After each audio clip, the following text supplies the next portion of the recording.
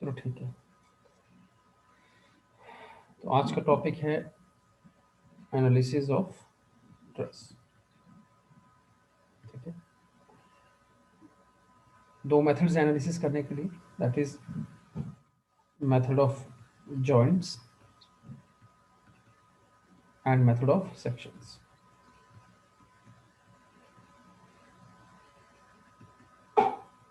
ठीक, एनालिसिस का मतलब क्या होता है? एनालिसिस का जो स्टेज आपको क्वेश्चन पेपर में पूछेगा वो बेसिकली पूछेगा कि किसी भी मेंबर में फोर्स पूछ लेगा आपसे, ट्रस्ट मेंबर में आपसे फोर्स पूछेगा कि इस ट्रस्ट मेंबर में क्या फोर्स है। ठीक है, तो वो दो तरह के मेथड्स हमारे पास, दोनों तरह से निकालने के लिए हम निकालना सीखेंगे। ठीक है, तो let us start with the first method, that is method of joints. ठीक है,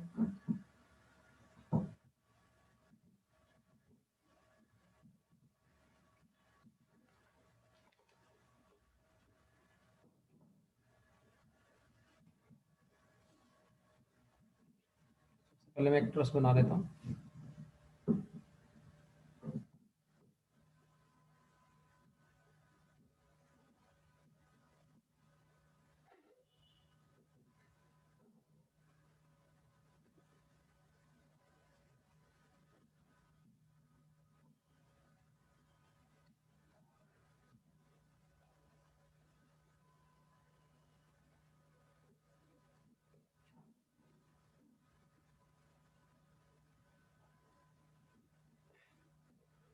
ये जो ट्रस्ट है इस पे मैं क्या करता हूँ, लोड लगा देता हूँ जॉइंट पे इस तरह से, सिर्फ दिखाने के लिए, अभी समझाने के लिए कि मेथड का इंट्रोडक्शन क्या है वो बताने के लिए।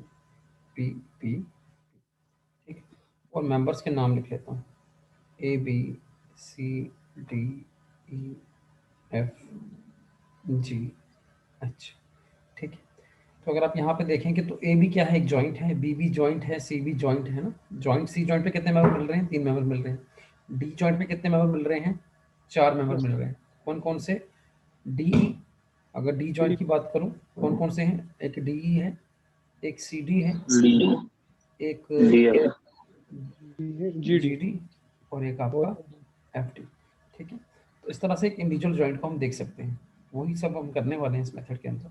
ठीक, एक बात को समझे, अगर ये लोडिंग है तो क्या ये सिमेट्रिकल लोडिंग केस बना है ट्रस के ऊपर? एक बार देखें सर, सिमेट्रिकल लोडिंग केस बना है, तो आपको पता है जो लोड बिल्कुल सेंटर पे लगा उसके कारण रिएक्शन कितना आएगा? लोड पी के कारण, इस लोड पी के कारण रिएक्शन कितना आएगा आर ए पे? P by two. और जब सेंटर लाइन के वो सिमेट्रिकल है तो लेफ्ट वाला जो पी है वो किस में चला जाएगा? पूरा चला जाएगा ये आर रिएक्शन में। इसी तरह से आर ई कितना हो जाएगा? P by two plus P. तो वैल्यू कितना हो गया? 3p by two. यहाँ पर भी वैल्यू हो गया 3p बाई टू। ठीक है, तो सबसे पहले किसी भी मेंबर में फोर्सेस निकालने के लिए हमें क्या करना होता है? इस तरह से रिएक्शन निकालना होता है। ठीक है, और रिएक्शन निकालने के लिए मैंने आपको पहले भी बताया था, तीनों इक्वेशंस को यूज करते हैं। किसकी इक्वेशंस को? इक्वेशंस ऑफ स्टैटिक इक्विलिब्रियम को। तीनों इक्वेशन का यूज होता है। यहाँ पे तो सिमेट्रिकल केस है तो आपने बड़ी आसानी से डायरेक्टली देख के निकाल लिया, अदरवाइज हमें डिस्टेंस चाहिए होते हैं। हम क्या करते हैं, किसी एक के ऊपर जीरो लेते हैं ना, ऐसा करते थे हम बीम में, summation of moment about E support equal to zero. ठीक है, ऐसा लेते, फिर हम लिखते आर ए इंटू जो भी डिस्टेंस होता, अगर ये डिस्टेंस एल होता तो पूरा एल लिखते, आर ए इंटू एल। फिर लोड के कारण है ना, अगर ये डिस्टेंस है 3l/4, हाफ वाला डिस्टेंस है l/2, और ये वाला डिस्टेंस है l/4, तो फिर सारे डिस्टेंस मल्टीप्लाई करते, p into 3l/4 minus p into l/2 minus p into l/4 और इक्वल टू 0। और इससे अगर आप आर ए का वैल्यू निकालो तो अगेन आपका आर ए का वैल्यू इतना ही आ जाएगा 3p/2।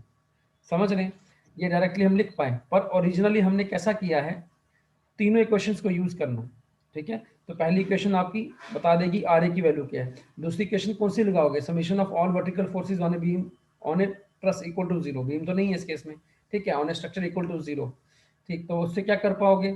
Are A equal to R E मिलकर कितना रोकेंगे? R A plus R E मिलकर कितना रोकेंगे? 3p। ठीक है, इस तरह से। तो मतलब इक्वेशंस का यूज करना है। यहाँ पे हॉरिजॉन्टल फोर्स नहीं है तो वो वाली इक्वेशन नहीं लगेगी, है ना, summation F H equal to 0। चलो मैं क्वेश्चन कराऊंगा आगे तो उसमें ये यूज भी करवा दूंगा आपसे।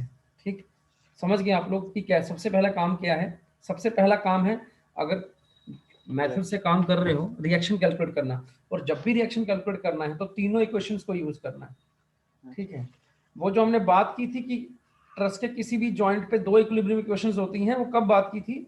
जब हम किसी पर्टिकुलर जॉइंट को एनालाइज करेंगे। जैसे मैं जॉइंट ए को एनालाइज करने लग जाऊंगा तो जॉइंट ए पे मैं वही मेंबर लूंगा ना जो मेंबर उस पर आके मिलेगा, ये वाला मेंबर या ये वाला मेंबर, तो उनके कारण यहाँ मोमेंट जीरो हो जाएगा। ठीक है, अभी नेक्स्ट स्टेप में आपको ये भी समझ आ जाएगा अच्छे से, पहले इसको नोट कर लें।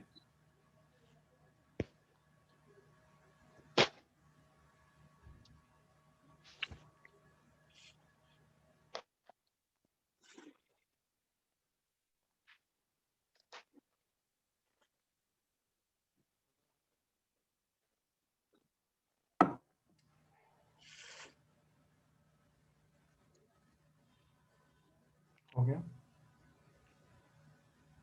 जी sir. Yes sir.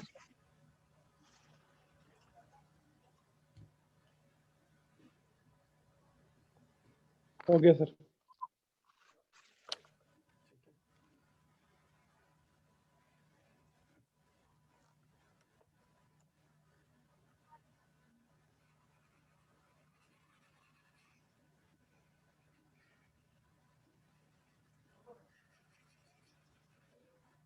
Method joint में करते क्या है कि पहले सबसे पहले किसी एक जॉइंट को देखते हैं। ठीक है, तो जैसे कि मैं जॉइंट को ए को देखने लगा हूँ, कोई भी एक जॉइंट को पहले पकड़ लेते हैं और उसको एनालाइज करते हैं और फिर बारी बारी सभी जॉइंट्स को टर्न बाय टर्न उसको एनालाइज करते हैं और इसी तरह से सभी फोर्सेस को पा लेते हैं। ठीक है, सभी फोर्सेस को डिटरमाइन कर लेते हैं कि मेंबर कि ट्रस के हर मेंबर में कितना फोर्स आ रहा है। इस टाइम ट्रस में आप देख रहे हो बहुत सारे मेंबर्स हैं, ए बी है, बी एच है, फिर एच जी है, फिर बी सी है, जी सी है, जी डी है, एफ डी है, डी ई है ना, एफ ई है। सबके अंदर निकाल लिया फोर्सेस, दैट इज एनालिसिस।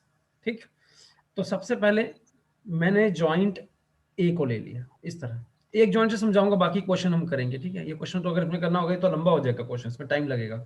फिर मैं जो ऑब्जेक्टिव आए हैं एग्जाम्स के अंदर, जो ऑब्जेक्टिव पॉइंट ऑफ व्यू से क्वेश्चन कराऊंगा, पहले सिर्फ एक जॉइंट को समझा देता हूँ।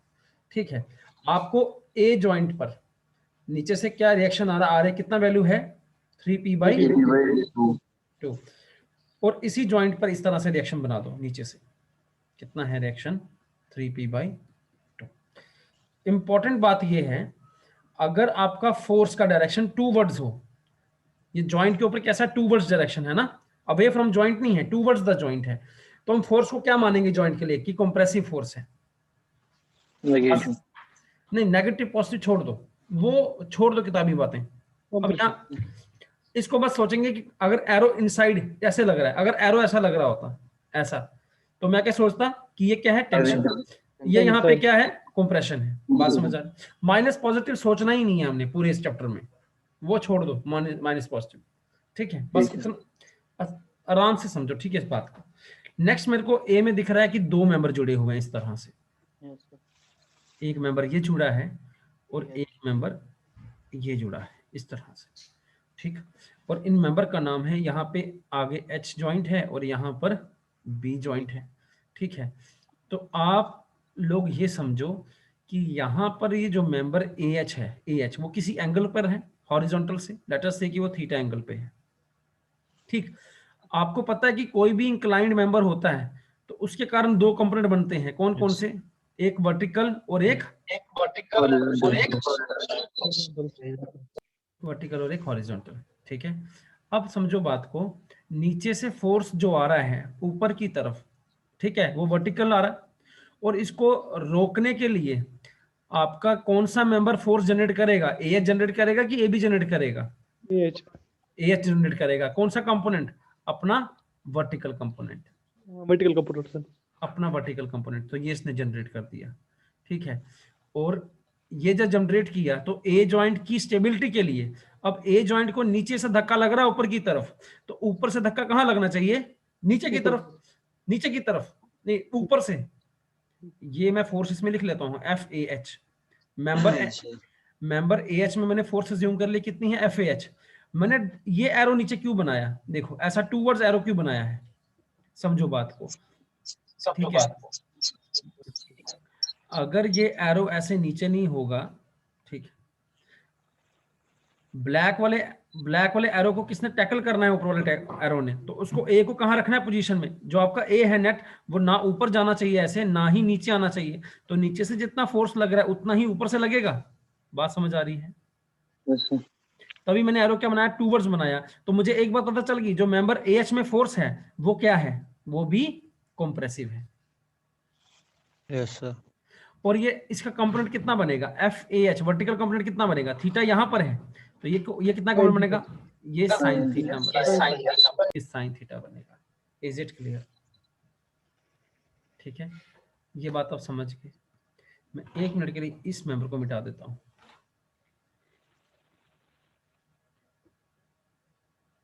ऐसा।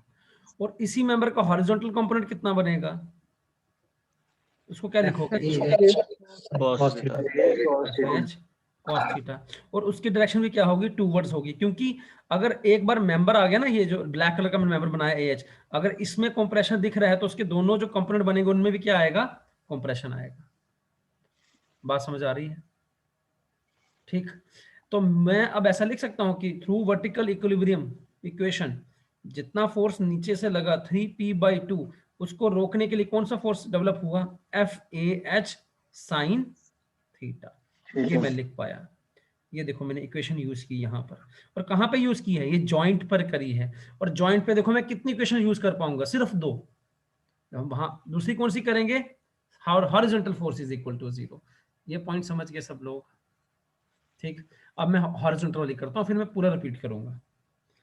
अब देखो, अब देखना जरा, ये जो मेंबर है FAH, ठीक है, इसने 2 अपने कंपोनेंट दे दिए, FH साइन थीटा और FAH कॉस थीटा। सबकी डायरेक्शन क्या है, टूवर्ड्स द जॉइंट। अब देखो बीम पर अभी हॉरिजॉन्टल कंपोनेंट लग रहा है फोर्स का, FAH cos theta towards the joint. यहाँ पे एक मेंबर और था जो हमने मिटाया अभी, वो मेंबर कौन सा था, AB वो मेंबर था AD। और मेंबर AD बताओ मुझे, कंप्रेशन लगेगा कि टेंशन लगेगा? अब जॉइंट A को देखो अपनी जगह पे ही रखना है, एक ऑलरेडी फोर्स, एक उसका एरो कैसे बनाऊंगा, अवे, उसका एरो बनाऊंगा अवे फ्रॉम द। अगर रेड वाला एरो टूवर्ड्स बना है और राइट वाला एरो क्या बनेगा, एडी में क्या एरो बनेगा, towards, away from the joint, away from the joint. तो इसकी वैल्यू क्या है, ये जो फोर्स है, ये तो हॉरिजॉन्टल मेंबर है, इसका तो कोई कंपोनेंट लिया नहीं हमने, दिस इज FAB। तो क्या मैं हॉरिजॉन्टल इक्वेशन के कारण ऐसा लिख पाया कि जो फोर्स FAB में प्रोड्यूस होगा वो फोर्स किसके बराबर होगा, FAH cos थीटा। वैल्यू क्या होगी इसकी, टेंशन। आगे बात समझ में? तो इस तरह से मैंने जितने भी जॉइंट पे मेंबर ज्वाइन हुए हैं उनमें मैं क्या निकाल पाया हूं, फोर्स निकाल पाया हूं। ऐसे ही हर जॉइंट के साथ करेंगे तो यही आपका मेथड ऑफ जॉइंट्स है।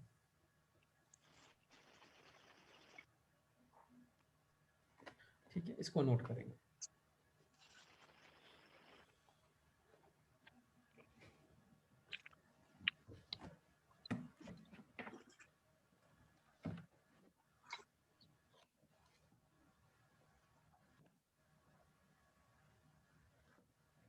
सर एक क्वेश्चन था, अब हमें बाकी जॉइंट जैसे वहाँ कैसे पता चलेगी कौन सी टेंशन में है, मतलब टुवर्ड्स विच डायरेक्शन? अब जैसे बाकी, पहले इसको नोट कर फिर बताता हूँ मैं आगे। जैसे हो गया सर। ए जॉइंट पे तो हो गया ना, ए जॉइंट पे तो यस समझ सर। आ गया। जी सर। मिटा दूं मैं सबको? सर ये जो हमने FAB cos थीटा लिया था ना सर, ये तो सर हमने अभी कंप्रेशन में लिया था ना, towards the joint. A B नहीं, ये है H है, एच लिया था ये FAH है, ये लिखा है हाँ सर, FA। वही AH लिया हमने सर, हमने इसको भी कंप्रेशन लिया था। हाँ ये लिया ना ऊपर कंप्रेशन रेड में, ये कंप्रेशन में लिया हुआ है। कंप्रेशन में AB क्यों वाला लिया, टेंशन उस कंप्रेशन के इक्वल हो जाएगा। हाँ क्योंकि इतना फोर्स कंप्रेशन लग रहा है तो जॉइंट को टेंशन देना पड़ेगा इक्विलिब्रियम में लाने के लिए, तो FAB प्रोवाइड करेगा। सर एफ ए भी टेंशन में होगा या F A H cos theta tension वाला होगा? नहीं नहीं नहीं, आप समझे नहीं ना पॉइंट को। यहाँ देखो फिर से, आप इस फिगर में देखिए, इस फिगर में देखिए, आपको देखो नीचे से रिएक्शन मिला 3p/2। आपके पास वर्टिकल कंपोनेंट देने के लिए कौन सा मेंबर पर कंपोनेंट देगा वर्टिकल? आपको एफ एच कंपोनेंट मतलब ए एच जो है मेंबर, वो क्या देगा? वर्टिकल कंपोनेंट देगा, किसको रोकने के लिए? रिएक्शन को रोकने के लिए। बिल्कुल तो उसका क्या आ गया, मतलब उसका जी सर। वर्टिकल कंपोनेंट क्या आएगा? कंप्रेशन आएगा ना। उसका वर्टिकल कंपोनेंट जी क्या जी आएगा? कंप्रेशन आएगा ना। तो अगर वर्टिकल कंपोनेंट कंप्रेशन आएगा तो मेंबर में क्या आएगा? वो भी कंप्रेशन होगा, उसका दूसरा कंपोनेंट भी कंप्रेशन होगा, इस तरह से। ठीक ठीक है, आगे समझ। ठीक है।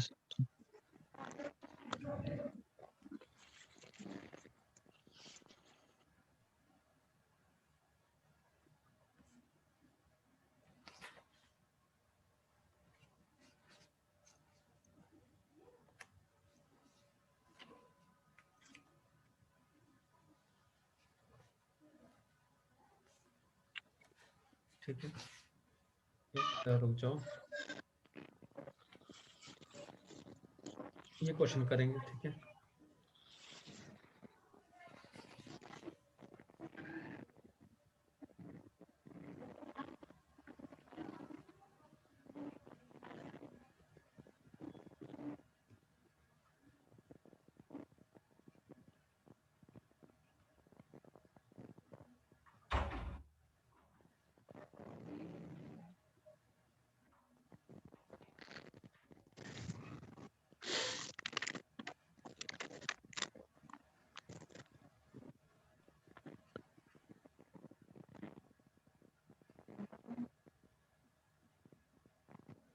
किसी के माइक से कॉन्स्टेंटली नॉइस आ रही है, अपना माइक बंद कर दें प्लीज।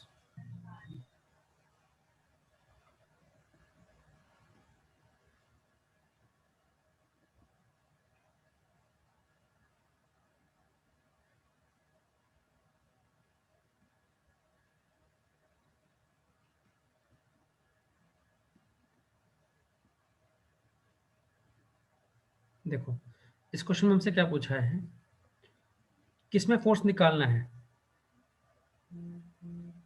बीएफ में। बीएफ में निकालना है। ये क्वेश्चन ना बेसिकली आया था एसएससी 2018 में। ठीक है, इस क्वेश्चन में जो है बीएफ फोर्स कहाँ दिख रहा है? ये मेंबर दिख रहा है आपको, बीएफ, दिस मेंबर। ठीक है, इसमें फोर्स निकालना है। तो आपको पता है कि नीचे से रिएक्शन आएगा, है ना। यहाँ पे नीचे से रिएक्शन आएगा ऐसा कुछ, और यहाँ से भी रिएक्शन आएगा ऐसा कुछ। हमने मान लिया रिएक्शंस निकाल सकते हैं हम लोग। ठीक, क्या मैं, देखो इस क्वेश्चन में एक बड़ी अच्छी बात है यहाँ पर, समझना बात को। क्या इसमें वर्टिकल लोड लग रहा है 5 टन का, सेंटर में लग रहा है? जी सर। तो क्या क्या मैं आर ए डायरेक्टली लिख दूं 2.5 टन? बिल्कुल सर। Yes sir. कौन कहता नहीं लिख सकते? कोई है जो कहता नहीं लिख सकते हैं?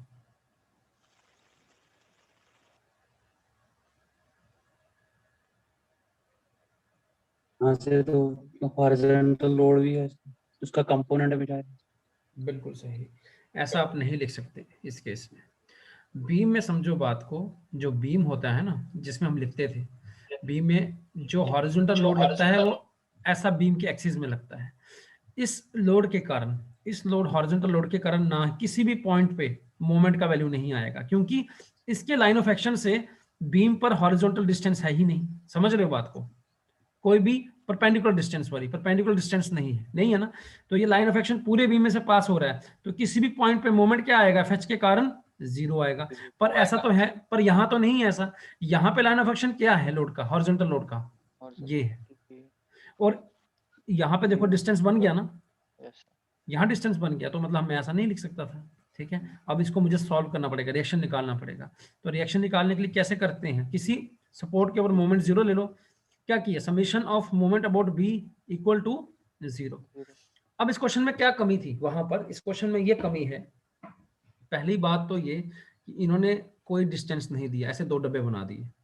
अब समझना, अगर आपको ऐसा क्वेश्चन आ गया सेम, अगर ऐसा कोई डिस्टेंस नहीं दिया, तो मान लो, अज्यूम कर लो यहाँ पे कि ये डिस्टेंस ए है, ये डिस्टेंस भी ए है, सब डिस्टेंस बराबर मान लो, तभी क्वेश्चन निकलेगा। ठीक है, तो ये वेरिएशन बता रहा हूँ, ऐसा क्वेश्चन में हो सकता है। दूसरी बात ये है कि यहाँ पर देखो पैनल के अंदर एक मेंबर भी नहीं बनाया, कोई मेंबर नहीं बनाया, समझ रहे हो बात को? पैनल के अंदर एक मेंबर होना चाहिए Yes. जरूरी है ना। तो इनकम्प्लीट टाइप का क्वेश्चन दिया है, कोई बात नहीं, इसको करते हैं, ऐसे भी निकल जाएगा। Summation of moment about B equal to 0 कर दिया, तो आर ए के साथ क्या करोगे, कितना मल्टीप्लाई करोगे? बी पर जाना है अब, Twice.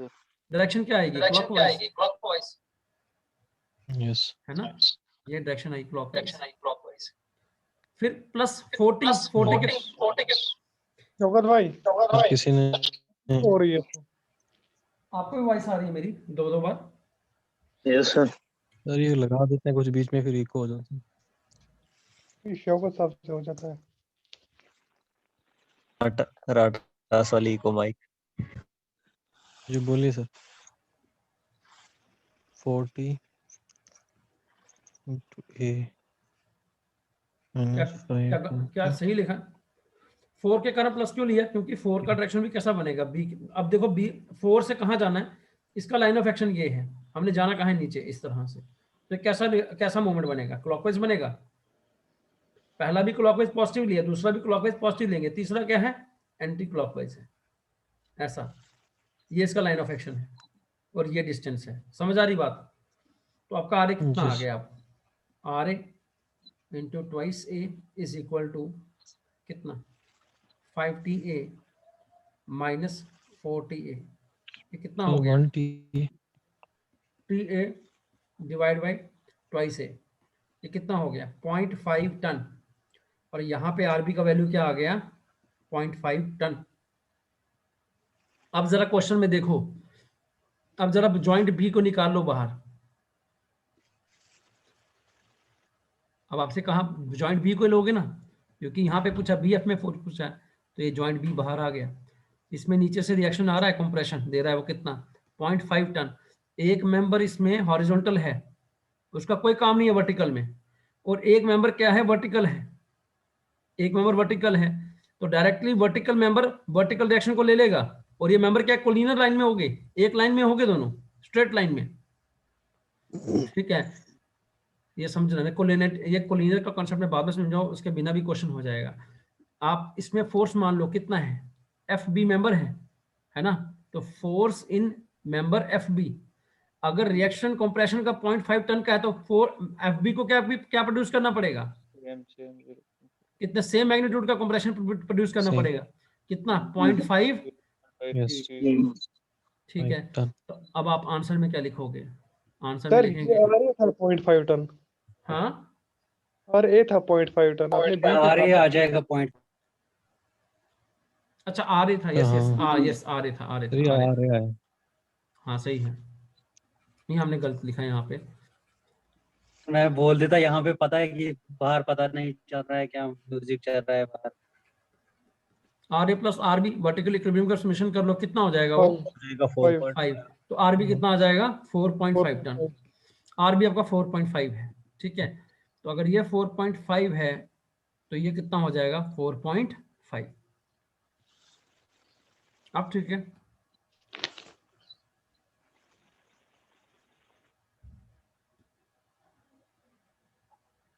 $4.5 ton. Is this clear? एक बात याद रखना हमेशा ट्रस्ट में, अगर दो मेंबर, अगर कोई जॉइंट आता है और दो मेंबर क्या हैं जो जॉइंट के आगे और पीछे, अगर जॉइंट ए है, ये मेंबर बी है, ये मेंबर सी है, अगर जॉइंट के आगे पीछे दोनों मेंबर स्ट्रेट लाइन में हैं, तो जो फोर्स ए मेंबर पे होगी पहले मेंबर में, वही फोर्स दूसरे मेंबर में भी होगी। ठीक है, और अगर इस जॉइंट पे आगे कोई तीसरा मेंबर जुड़ रहा होगा इस तरह से, उसमें क्या फोर्स होगी, कंपोनेंट्स निकालने पड़ेंगे। एफ ए सी। आगे समझाता हूँ, ठीक है, इसको जाने दो अभी, इसको आगे समझाता हूँ अभी।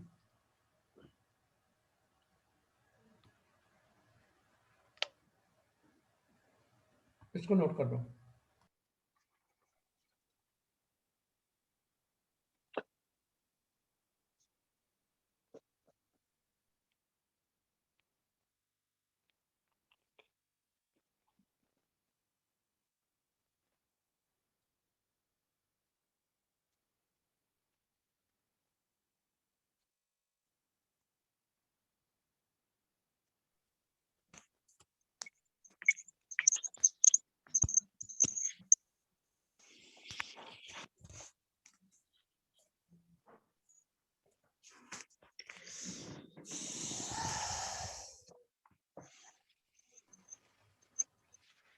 गया नोट सबका?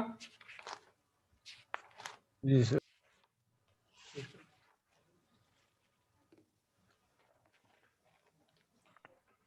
नेक्स्ट हम लोग हेडिंग में लिखेंगे, अभी और भी क्वेश्चंस करेंगे हम लोग मेथड ऑफ जॉइंट पे, पर उससे पहले एक चीज हमने करना यहाँ पे जरूरी है। हेडिंग में लिखेंगे zero force member, zero force member. कुछ मेंबर ऐसे होते हैं ट्रस्ट में जिनमें कोई फोर्स नहीं होता, ठीक है, उनमें फोर्स कितना होता है? 0। उसमें फोर्स होता है 0। और उन मेंबर्स को पहचानने के लिए हमारे पास दो मेथड्स हैं, दो तरीके हैं उन मेंबर्स को पहचानने के लिए। तो पहले वाले को बताता हूं मैं आपको, ठीक है, मैं लिखता हूं स्टेटमेंट, आप भी साथ साथ में लिखते जाए। If only two members meet at a joint and they are non-collinear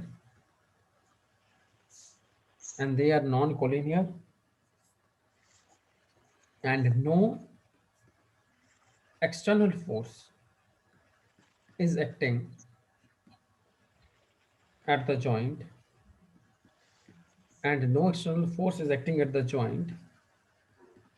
both the members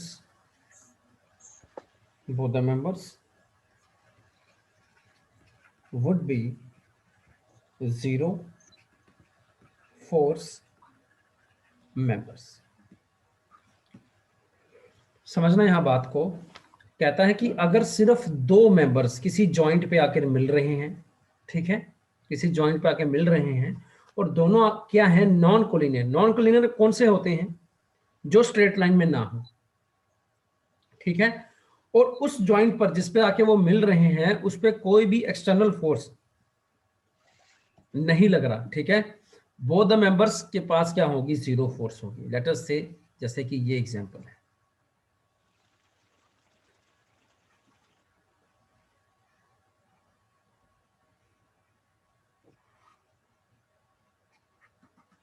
let us से ये ट्रस है और जॉइंट बी को देखो, जॉइंट बी पे दो मेंबर मिल रहे हैं, कौन कौन सा मेंबर? सी बी और डी बी।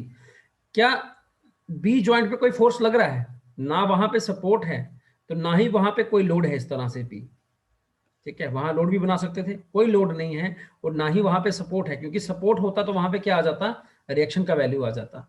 अगर दो मेंबर आके किसी जॉइंट पे मिलते हैं और उस जॉइंट पर कोई लोड या कोई सपोर्ट नहीं है तो दोनों मेंबर्स में फोर्स कितना होगा? 0। वेरी इंपॉर्टेंट क्वेश्चन बन सकता है यहाँ पे 100%।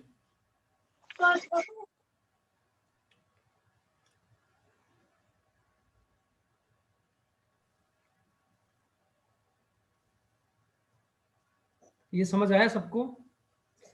आज के बाद जब भी ट्रस्ट सामने आएगी तो हमने ट्रस्ट में पहले वो मेंबर ढूंढने हैं जिनमें जीरो फोर्स है, ठीक है, और बहुत बार क्वेश्चन ट्रस्ट का ऐसे ही बनता है कि किसी एक मेंबर में फोर्स निकालो और उस मेंबर में फोर्स 0 होता है।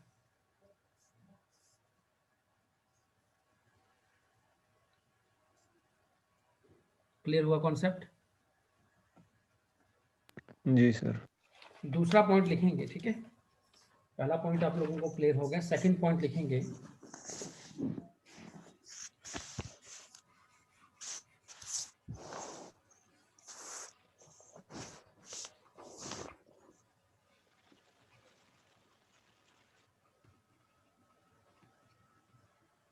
When the members meet at a joint, when यहाँ द नहीं है, यहाँ 3 है,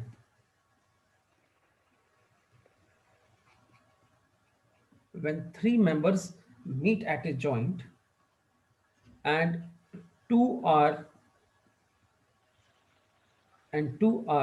collinear। अगर दो कोलिनियर बनो तो मतलब दो किस में होंगे? स्ट्रेट लाइन में होंगे। and 2 are collinear and no external load is acting at the joint,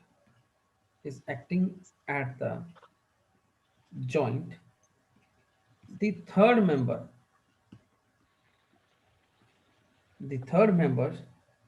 जो कि नॉन कोलिनियर होगा, that is non collinear, The third member, that is non-collinear member, will be a zero force Member. method नहीं member, will be a Member, zero member. force member. member. ठीक है, ये दोनों trick है हमारे पास निकालने के लिए, ढूंढने के लिए कि पूरे ट्रस्ट में जीरो मेंबर कौन है। देखो यहाँ पे देखो, इस जॉइंट को देखो, ई को, ई जॉइंट पे देखो,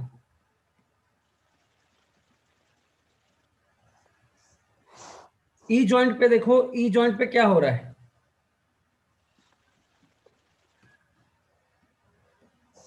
तीन मेंबर मीट कर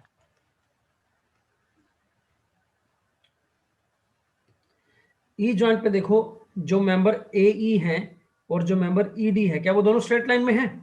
यस सर, ये straight line. Yes sir, collinear. और मेंबर पे जॉइंट कितने मिल रहे, कितने जॉइंट पे कितने मेंबर आके मिल रहे हैं? तीन मिल रहे हैं, ए ई डी और जी ई। क्या तीसरे मेंबर में जी। और कंडीशन ये है कि अगर Zero. किसी जॉइंट पर, अगर किसी जॉइंट पर तीन मेंबर आके मिलते हैं, हमने 4 के लिए बात नहीं की, हमने 2 के लिए बात नहीं की, हमने 3 मेंबर्स की बात की। और फिक्स नंबर है, क्या फिक्स नंबर है ये, मतलब हाँ, ये फिक्स नंबर है। अगर किसी जॉइंट पर 3 मेंबर्स आके मिलते हैं, उनमें से 3 में से 2 स्ट्रेट लाइन में हो, तो तीसरे मेंबर में फोर्स कितना हो जाएगा? 0। पर कंडीशन ये है कि जॉइंट पर कोई भी एक्सटर्नल लोड नहीं लगना चाहिए या फिर सपोर्ट रिएक्शन नहीं होना चाहिए। तो डायरेक्टली मैं कह पाऊंगा इसमें ये क्या है? जीरो फोर्स मेंबर है। ठीक है। जीसी बात समझ आ गई? जीई आपका जीरो फोर्स Zero. मेंबर है। ठीक है, आपकी जो स्ट्रेट लाइन है वो ऐसी भी हो सकती है, ऐसी, और आपका जो मेंबर मिल रहा है वो इस तरह से इंक्लाइन भी हो सकता है। समझ रहे हो बात को? ये मेंबर है ए बी सी और ये मेंबर है ई बी। बताओ ई बी में कितना फोर्स होगा इस टाइम? जीरो। जीरो। ठीक है, समझ गए पॉइंट? दोनों पॉइंट समझ गए आप लोग? ठीक है, इसको नोट कर लें।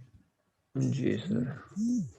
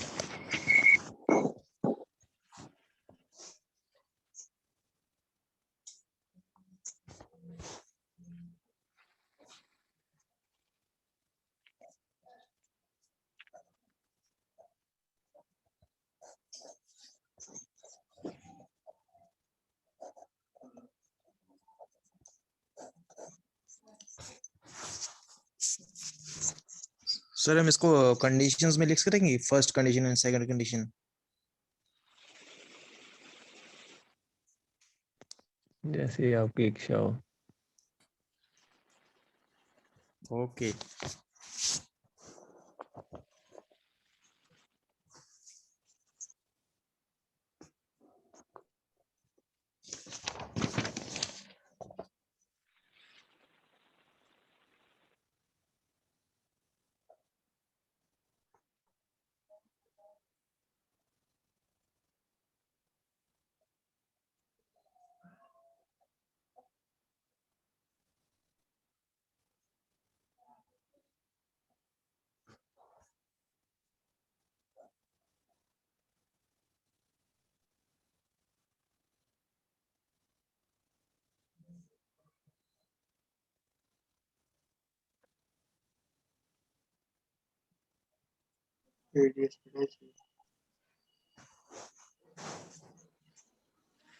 बताओ जरा।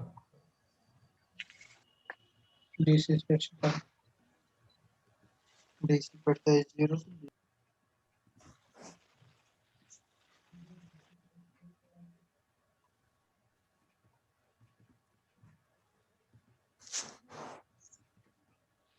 Zero DC sir. में जीरो। सर पहले first condition. First condition, joint C. Look at the joint C. There is no external load is acting over the joint C and no support present. ठीक है, और member जो meet हो रहे हैं आपस में, they are not in straight line, they are non collinear members. So दोनों ही मेंबर्स के अंदर क्या फोर्स होगी? 0। अगर ऐसा होता है इस क्वेश्चन में, देखो वेरिएशन देखो, अब अगर ऐसा होता कि इस जॉइंट पर, जॉइंट बी पर ऐसा लोड नहीं लग रहा होता, तो क्या एक और 0 मेंबर फोर्स बनती हमारे पास? यस।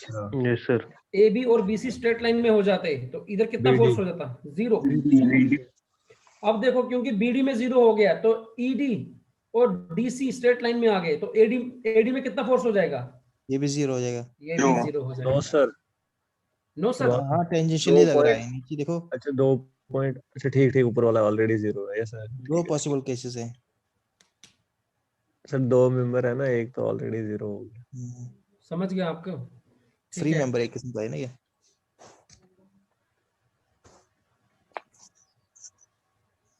ठीक है, समझ गए। आपका जो क्वेश्चन था उसका आंसर कितना था? 0। ठीक है, मैंने क्वेश्चन में थोड़ा मॉडिफिकेशन किया है, तो 2 आपको 0 मेंबर और दिखे हैं। Is it clear? कंफ्यूज मत हो जाना, इसको मिटा ही देता हूं मैं, वापस से क्वेश्चन बना देता हूं।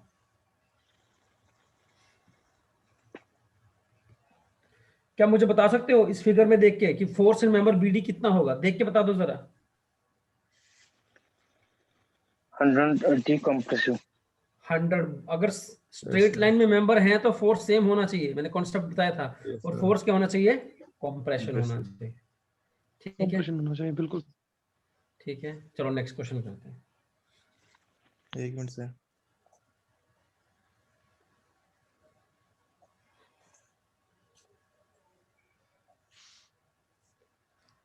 आज का पेपर देखने के बाद मुझे लगता है आंखें खुली हैं आप लोगों की थोड़ी सी।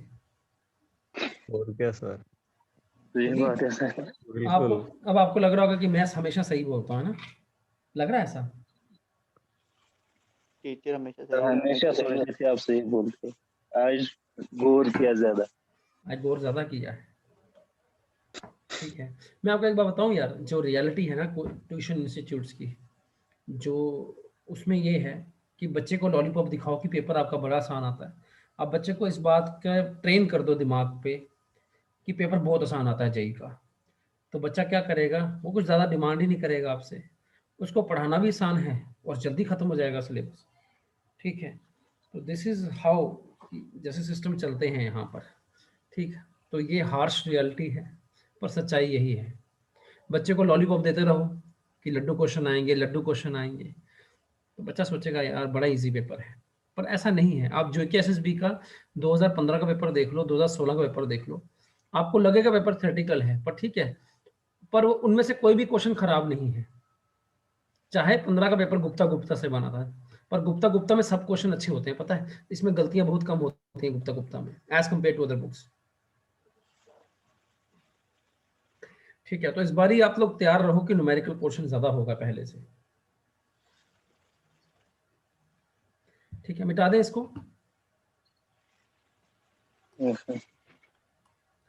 चलो क्वेश्चन करेंगे एक और।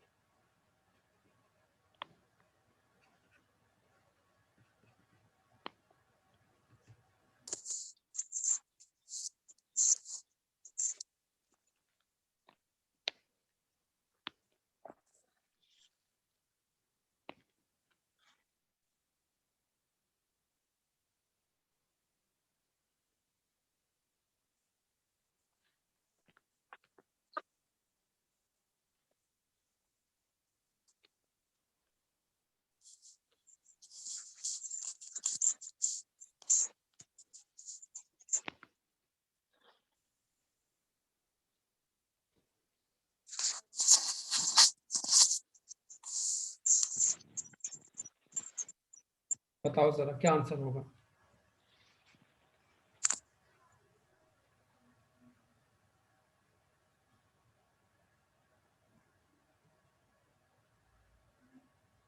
Forty compression.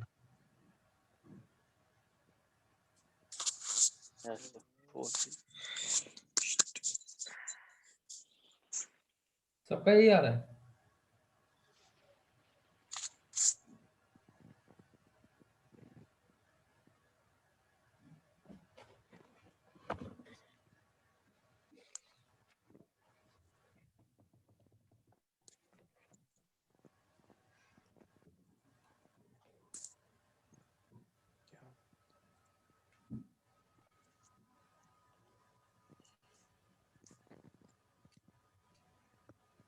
क्या आ रहा है सबका बताओ जरा।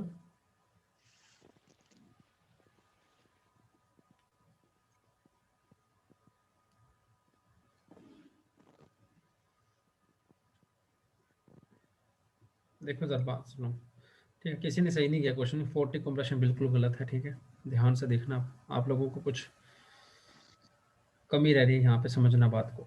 ये जॉइंट बी है, जॉइंट बी पे कॉन्सेंट्रेट करो, क्योंकि फोर्स किस में पूछी है, बीसी में पूछी है।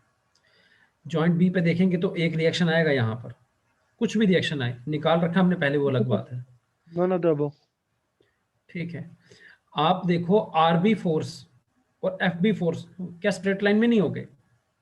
जी सर। तो अगर आरबी में जितना फोर्स होगा वही फोर्स तो यहाँ पे होगा, हम्म। ठीक है। तो ये दोनों अगर कोलिनियर है तो इसमें क्या फोर्स होगा? 0। तो फिर आप लोग कैसे बोल रहे हो photon compression? Answer is NOTA. Our system is like such कि हम लोग नोटा को देखकर ऐसे परेशान होते हैं, नहीं परेशान नहीं होते हैं, सोच लेते हैं कि आंसर नहीं है। ऐसा ही होता है सबके साथ, ठीक है। हमें ऐसा लगता है कि नोटा की सबसे कम चांस है सही होने के, ये 3 में ही कोई आंसर होगा। मुझे ऐसा लगता है कि सबका दिमाग ऐसे ही काम करता है लगभग, ठीक है, जो कि है नहीं ऐसा, ठीक है। आपको एक चीज मैं और बताता हूँ, ठीक है। अगर ट्रस्ट का क्वेश्चन, अब तो आपने पढ़ लिया ट्रस्ट अच्छे से, अगर ट्रस्ट का क्वेश्चन एग्जाम में आपसे ना बन रहा हो, मतलब समझ नहीं आ रहा है और आप ऐसे क्वेश्चन मार्क आ रहे हैं दिमाग में कि क्या करें, और फिर आप फाइनली ये डिसाइड करें कि इस क्वेश्चन को छोड़ देते हैं, नहीं करना, तो क्या करना, अगर ऑप्शन में आपको कहीं किसी भी एक ऑप्शन में 0 दिख जाए तो एक रिस्क ले लेना, यहाँ पे 0 को टिक कराना, इसको बोलते हैं तुक्का। और ये रिस्क सिर्फ हमने ट्रस्ट के क्वेश्चन में लेना और किसी में नहीं लेना है, क्योंकि ट्रस्ट के क्वेश्चंस में मैक्सिमम टाइम क्वेश्चन ऐसा फ्रेम होता है कि जिसका आंसर 0 होता है। ये भी एक एनालिसिस है, इसको बोलते हैं तुक्का एनालिसिस। पूरे पेपर में सिर्फ एक जगह तुक्का मारना है, वो क्या है कि अगर दिमाग में कुछ नहीं आ रहा है, मैं भूल गया ट्रस्ट कैसे पढ़ा था मैंने, उस टाइम अगर आंसर में आपको 0 दिखे तो उसको एक टिक कराना, ज्यादा नंबर नहीं कटेंगे, 0.25 कटेगा, पर अगर मिल गया तो 1 नंबर मिल जाएगा, ठीक सर। ठीक है। पूरे पेपर में मैंने एक ही तुक्का मारने को कहा है आपको, ठीक है, ध्यान रखना इस बात का।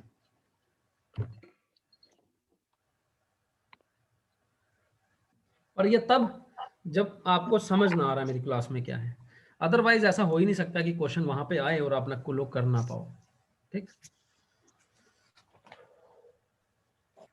सर एक क्वेश्चन हो गया ठीक सर, हो गया ठीक? हाँ सर तुक्के वाला हो गया। पिछले वाला कौन सा, मैं समझ नहीं आया। यही सर 0 वाला। पक्का हो गया क्वेश्चन? अरे तुक्का मारने के लिए बोल रहा था, अगर तुक्का मारेंगे तो ये ठीक हो ही जाएगा, तो बोल रहा है एक क्वेश्चन तो ठीक हो ही जाएगा।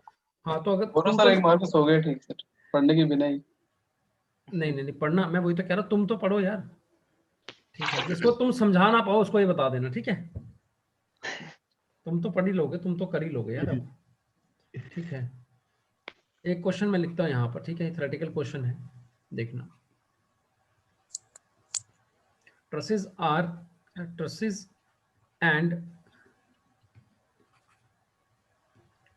and frames are different as option A, truss can bend, frames can't. Option B, both can bend. Option C, none of these can bend. Option D, trusses can't but frame can. बताओ क्या answer है? D option. D option. जी sir. मैंने जब कल आपको पढ़ाया था ट्रस, उसमें मैंने एक बात बोली थी कि ट्रसिस के अंदर एक अजम्पशन होता है कि ट्रसिस के अंदर बेंडिंग नहीं होता, ठीक है। तो answer is D. D sir, ये तो पता ही था, बेंडिंग होता है। क्या पता था आपको? ये तो आपने बोला सर कि assumption है बेंडिंग हम 0 ले लेते हैं, तो सर होता क्यों है 0 सर, क्यों होती है 0 इसमें 0? सारा लोड जॉइंट पे। क्योंकि जॉइंट सर पे आता है लोड सर। क्योंकि वो परमानेंट, इसमें परमानेंट डिफॉर्मेशन भी हो सकती है। यार देखो मेरी बात सुनो, जो बीम है, बीम को इसलिए बनाया गया क्योंकि उसने लोड कौन सा लगाना है, कौन सा लोड कैरी करना है, ट्रांसवर्स लोड कैरी करना है। ऐसा नहीं कि बीम के अंदर जब लोड बेंड, ये इंक्लाइन लोड लगता है तो ऐसा नहीं कि उसके अंदर कंपोनेंट नहीं आता हॉरिजॉन्टल, उसके अंदर भी एक्सियल फोर्स आती है बीम के अंदर, पर वो क्राइटेरिया नहीं है बीम का। बीम का मेन काम है ट्रांसवर्स लोडिंग को कैरी करना, ठीक है। बीम कैसे फेल होगा, आपका बेंडिंग के कारण फेल होगा, इस तरह से। समझ आ रही बात? ट्रसेस के केस में क्या है कि जॉइंट पे हमेशा लोड आएगा, जब जॉइंट पे लोड आएगा तो लोड कैसे कैरी होगा, as axial force, as axial force, ठीक है। कभी ट्रस पे ऐसा होगा ही नहीं कि लोड ट्रांसफर्स लगेगा, तो ट्रांसफर्स लगेगा तभी तो बेंडिंग आएगा। Yes sir. और ऐसा भी अगर एक्सियल फोर्स लग रहा है तो ऐसा भी सोच सकते हैं कि सर देखो एक्सियल फोर्स लग रहा है तो हो सकता है ऐसा बेंड हो जाए, ऐसा बेंड हो जाए, ऐसा भी सोच सकते हो आप लोग। पर इस तरह की बेंडिंग बहुत नेग्लिजिबल होती है, तो इसीलिए ट्रस में बेंडिंग को निगलेक्ट ही कर लेते हैं, ठीक है ना। ट्रस को स्ट्रांग बनाते हैं कि उसमें बेंडिंग ना आए। सर हम अगर देख लेना सर, ये रेलवे का ब्रिज कोई रेलवे, उसमें सर हम ब्रिज बनाते हैं ट्रस का ही, वो लेकिन कैरी करता है ट्रांसवर्स लोड ही, मगर एक्चुअली करता है वो लोड। वही तो मैं कह रहा हूँ, उसका प्रोसीजर ही डिफरेंट है ना पूरा। उसका लोड हमेशा जॉइंट पे लगता है। आपका जो ब्रिज होता है उसका नीचे का डेक स्लैब होता है ना, उसके नीचे स्ट्रिंजर्स लगे होते हैं, ऐसे बीम्स लगी होती हैं, वो बीम्स जाके जॉइंट पे मिलती हैं, Yes, sir. वो जॉइंट से ट्रस निकलता है, ठीक है। और ये जॉइंट पे जब स्ट्रिंजर्स जाके जॉइंट में मिलती है तो उधर लोड, ये पॉइंट लोड बनता है उसके लिए। आगे बात समझ में? सर इसमें जब जब भी कोई लोकोमोटिव व्हीकल चलता है लोड हमेशा ऊपर जाता है ना? ऊपर जाता है, ऊपर के ऊपर ही जाता है, नीचे से बॉटम से ऊपर जाता है। उसके बाद फिर ये साइड्स में ट्रांसफर हो जाता है नीचे की तरफ। बिल्कुल बिल्कुल बिल्कुल सही, ठीक है। हो गया, ये मिटा दूं इसको? Yes sir. अच्छा, तो टाई क्या होता है? टाई टाई आपका टेंशन मेंबर होता है। जो ट्रस का मेंबर टेंशन कैरी करेगा that is known as tie. और एक स्ट्रट होता है, स्ट्रट होता है compression member. Tie is your tension member, ये ध्यान रखना। और स्ट्रट आपका होता है दैट इज कंप्रेशन मेंबर, ठीक है।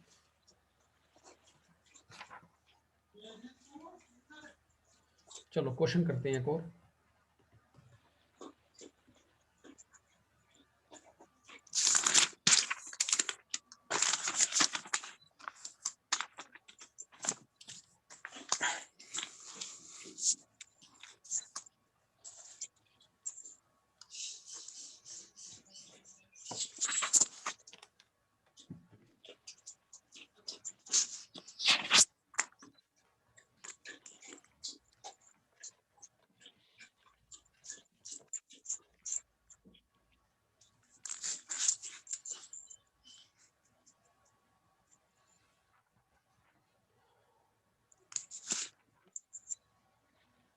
सर एक क्वेश्चन पूछना था।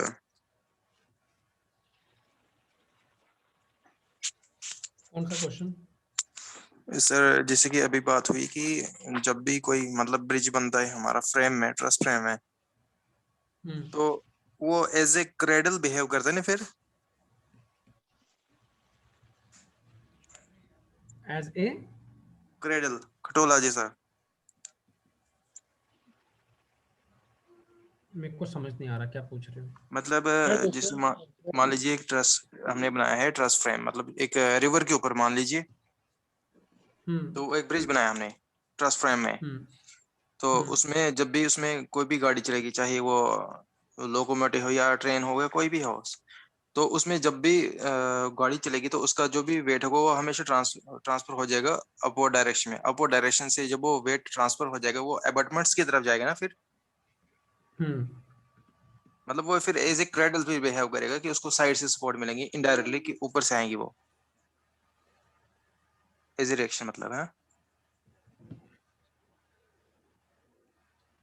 एज ए, अब शब्द क्या बोल रहे हैं, मुझे शब्द नहीं समझ आ रहा। क्रेडल, क्रेडल होता है ना खटोला, जैसे बच्चों को जैसे रखते हैं, उसमें स्पोर्ट्स जैसे साइड से आती हैं। झूले जैसे जो होता है cradles, झूला झूला, हाँ। इसमें बच्चे को रखते हैं। उसमें भी स्पोर्ट्स ऊपर से आती ना, मगर देखा जाए तो मैं उसी तरीके का बिहेव करता नहीं ये वाला। उसमें तो डेक होता है ना। ए पार्ट है सर इसमें। चलो इस पे बाद में डिस्कशन करेंगे। इसमें आंसर बताओ। ए है सर इसमें। ए सुशील आप मेरे से बाद में पूछना, ठीक है? आप क्लास में पूछ लेना है, ठीक है? सुशील ठीक है। सुशील सुशील ही पूछ रहा है ना? हाँ, इसको देखो क्वेश्चन को। हाँ जी, हाँ जी। ठीक है, आप मेरे से बाद में पूछना। अच्छा, ये क्या क्वेश्चन देखो, एक सरासर गलत है। अब बताओ, अब कुछ अब कुछ अब जीरो। अब तुक्का लगा दिया आपने, हैं? जब कुछ ना समझ आए तो जीरो है। नहीं ऊपर रोड भी तो रहा। अरे मेरी बात सुनो, आपने ट्रस में कोई भी जॉइंट है उसका इक्विलिब्रियम देखना है। सी जॉइंट को देखो ना जरा। सर कंप्रेशन मेंबर सीडी होगा शायद। दूसरी कंडीशन लगेगी सर इसमें। आप यार जीरो लिखा है किसी ने, बड़ा सुंदर, ठीक है? किसने लिखा है? सी जॉइंट को देखो जार यार, सी जॉइंट को। सी जॉइंट पे एसी मेंबर है और सीबी मेंबर है, ठीक है? दोनों कोलिनियर है, दोनों कोलिनियर है कि नहीं है? Zero sir. आपको ये भी पता है कि ये रिएक्शन कितनी आएगी? 1.5, क्योंकि हॉरिजॉन्टल लोड नहीं है। ये रिएक्शन कितनी आएगी? 1.5। 1.5 को रोकने के लिए ये इंक्लाइन मेंबर कोई फोर्स पैदा करेगा, अपने वर्टिकल मेंबर से रुकवाएगा 1.5, ठीक है? जब ये कोई वर्टिकल कंपोनेंट क्रिएट करेगा तो उसी टाइम ये हॉरिजॉन्टल कंपोनेंट भी क्रिएट करेगा। हॉरिजॉन्टल कंपोनेंट को रोकने के लिए एसी में फोर्स आएगा, टेंशन। क्या समझ आ रहा है? तो मतलब पॉइंट ये है कि एसी में फोर्स है, और अगर एसी में फोर्स है तो वो सीबी में चला जाएगा पूरा का पूरा। डेफिनेटली। तो ये जो तीसरा जो आके मिल रहा है जॉइंट पर, इसमें फोर्स कितना होगा? जीरो। और ये जो आप ऊपर कंफ्यूज हो रहे हो ना, ये जो लोड ऊपर लग रहा है, ये जॉइंट पे लोड लग रहा है, इसको रोकने के लिए एडी और बीडी बिहेव करेंगे, ये रोकेंगे इस तरह से, ये मिलके रोकेंगे ऊपर के लोड को, ठीक है? और ये इसमें आपके एरोस की डायरेक्शन होगी, ठीक है? तो आंसर कितना है आपका? 0। Is it clear? ठीक है, तो मेरे को तो लगा नहीं था कि ये गलती, मैं सोच रहा था बड़ा आसान क्वेश्चन डाल दिया मैंने, पर ये तो सबने गलती कर दी इसमें। सर तुक्का ही लगाना चाहिए। ठीक है, ठीक है यार। आपका ना ट्रस्ट के अंदर कुछ थ्योरेटिकल पार्ट होता है, जैसे कंपोनेंट ट्रस्ट ये वगैरह, तो उसके नोट्स आपके बन जाएंगे तो आपके साथ शेयर कर दूंगा, ठीक है? उसमें कंपोनेंट्स होते हैं डिफरेंट ट्रस्ट के, है ना? ट्रस्ट के कुछ मेंबर्स रहते हैं, तो वो थोड़ा थ्योरेटिकल पार्ट आ जाता है। तो एक बार उसके नोट्स बन जाए तो मैं समझा दूंगा आपको बाद में, लेटर ऑन। उसके मैं ये नहीं कह रहा कि नोट्स 1-2 दिन में आ जाएंगे, उसको टाइम लगेगा थोड़ा सा, ठीक? उसमें जो भी चीजें हैं, बेसिक चीजें ट्रस्ट की कवर हो जाएगी। एनालिसिस पोर्शन में जो लिखा है आपके सिलेबस में, एनालिसिस पोर्शन में आपको जॉइंट में फोर्स निकालना ही आता है, ठीक है? तो आप ये क्वेश्चन को आप लेके चलें कि इसी तरह से आपके क्वेश्चन आएंगे। नेक्स्ट हम लोग डिस्कस करेंगे मेथड ऑफ कौन सा? सेक्शन। मेथड ऑफ सेक्शन, ठीक है? और इसको जल्दी से करेंगे, और फिर हमें और भी कुछ पढ़ना है आज। नेक्स्ट लिखेंगे मेथड ऑफ सेक्शन।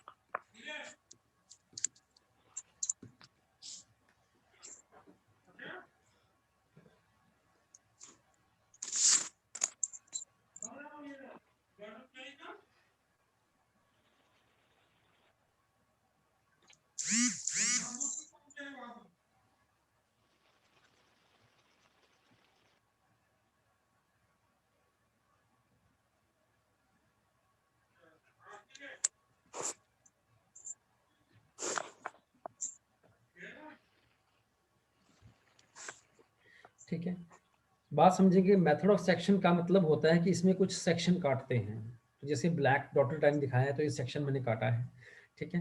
इसमें इंपॉर्टेंट बात क्या है कि जहां से ये सेक्शन कटेगा तो ये जरूरी है कि ये सेक्शन पूरी ट्रस्ट को 2 हिस्सों में डिवाइड करे, और ये 2 हिस्से जरूरी नहीं है कि इक्वल हों, ये अनइक्वल भी हो सकते हैं। ठीक है, आप कहीं से यहां से भी सेक्शन काट सकते हो, कोई दिक्कत नहीं। बात समझ आ गई? ठीक, तो जरूरी नहीं है कि इक्वल हिस्से में काटे, पर पॉइंट ये है कि आधा काट के नहीं छोड़ देना, ऐसे काट के नहीं छोड़ देना आप लोगों ने, पूरा ट्रस्ट को काटना चाहिए, चाहे वो वर्टिकली ना, नहीं वर्टिकली नहीं, इंक्लाइन भी काट सकते हैं। इंक्लाइंड कैसे है? इंक्लाइन जब मेंबर्स की रिक्वायरमेंट होती है ना, इंक्लाइन भी काटना पड़ता है, मैं आगे क्वेश्चंस कराऊंगा उसमें दिखाऊंगा। ऐसे ऐसे भी काट सकते हैं, कोई दिक्कत नहीं है। समझ गए बात? यहाँ पे उस तरह की सिचुएशन अराइज नहीं हो रही है, तो वर्टिकल ही दिखा रहा हूँ मैं, आगे मैं आपको इंक्लाइन भी दिखा दूंगा। ठीक है, अब एक बात और समझना कि ये आपने सेक्शन बनाया, अब ये सेक्शन सोचना, ये सेक्शन क्या करेगा, जिन जिन मेंबर से पास होगा ना, जिन जिन मेंबर से पास होगा उन मेंबर्स की फोर्स को एक्टिवेट कर देगा, ऐसा। तो हम लोग नहीं जानते हैं कि इस टॉप मेंबर में जो फोर्स है वो क्या है, तो सबका एरो हम लेंगे कॉमन, F1 F2 F3। एक मिनट यार, होल्ड करना, फोन आ रहा है। होल्ड क्या करना, म्यूट कर रहा हूं मैं।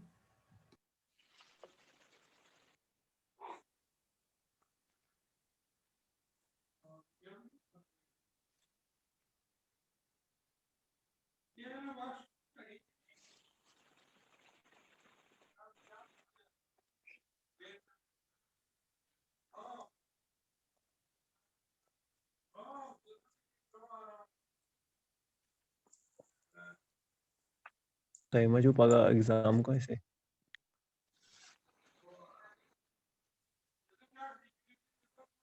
मैंने बहुत मोटा एग्जाम कर दिया।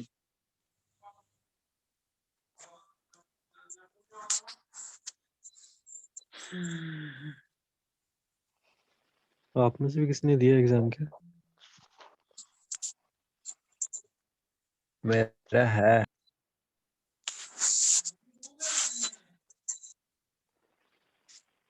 तो आप लोगों ने कैसे फॉर्म भरे? मैं ग्रेजुएशन मेरा अक्टूबर में हुआ है, फॉर्म जुलाई में भरा है। फॉर्म तो 12th बेस पे है। तब नहीं हुआ ना।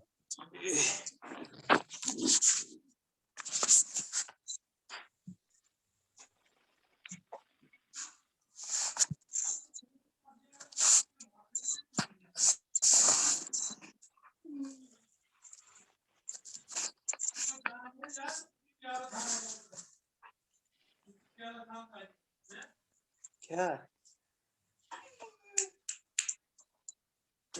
बैठ नीचे।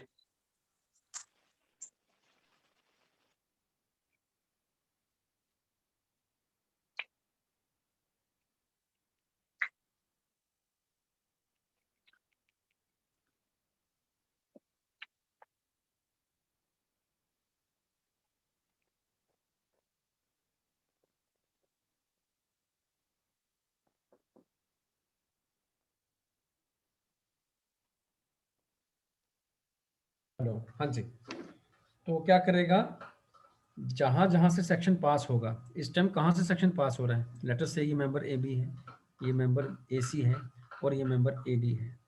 तो कौन से 3 मेंबर इसने एक्टिवेट कर दिए, ए बी, ए सी और डी सी। और तीनों में फोर्स मुझे नहीं पता कि डायरेक्शन क्या है। ठीक है, किसी में कंप्रेशन हो सकता है, किसी में क्या हो सकता है, टेंशन हो सकता है। अभी मैंने फोर्सेस के डायरेक्शन के लिए टेंशन लिए कि कंप्रेशन लिए, ये बताओ पहले। सर क्या सवाल है? टेंशन।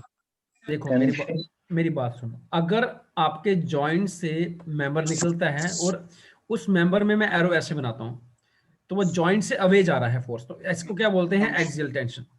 अगर किसी जॉइंट में मेंबर आके मिलता है और एरो में टूवर्ड्स बनाता हूं, तो मतलब मेंबर में फोर्स कैसा है, एक्सियल कंप्रेशन। इस केस में मैंने अजम्पशन के तौर पे क्या ले लिया, तीनों में फोर्सेस एक्सियल टेंशन ले ली है। टेंशन। ठीक है, अब आपने क्या करना है, एक जो आपने काटा है ना सेक्शन, उसने 2 हिस्सों में डिवाइड कर दिया है, तो आपने लेफ्ट साइड पे फोर्सेस बनाई है, तो मतलब आपके लेफ्ट साइड का हिस्सा एक्टिवेट है इस टाइम। आपने राइट वाला मत देखना है, अब राइट वाला नहीं देखना है, सॉरी, आपने सिर्फ लेफ्ट वाला देखना है, इस तरह से। ठीक है, समझ के बात।